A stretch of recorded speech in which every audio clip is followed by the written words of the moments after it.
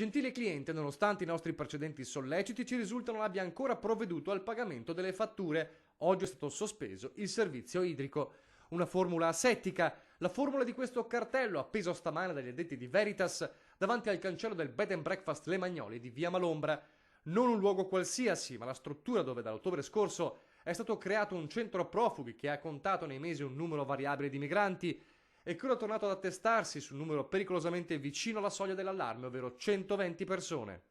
Bollette non pagate per poco più di 3.000 euro, acqua staccata. Una mattinata non certo tranquilla per la cooperativa Ilal che gestisce la ormai famigerata Tendopoli, anche se le tende ora non vengono utilizzate.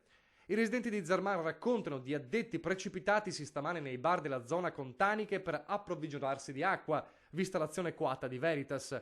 Una situazione emergenziale, data la presenza di così tante persone all'interno del centro, finché il debito è stato pagato e nel pomeriggio l'acqua è stata riallacciata. Sospiro di sollievo, ma il problema potrebbe riproporsi in futuro. Sul piatto ci sono sempre i ritardi cronici delle prefetture e del governo dei pagamenti alle cooperative. Un allarme lanciato da mesi proprio dalla cooperativa Ilal e ancora senza risposta. La conseguenza è chiara, i conti anche quotidiani come le bollette cominciano a farsi pesanti. Quanto può reggere questa situazione? Se lo chiedono i residenti e se lo chiede l'opposizione in Consiglio Comunale.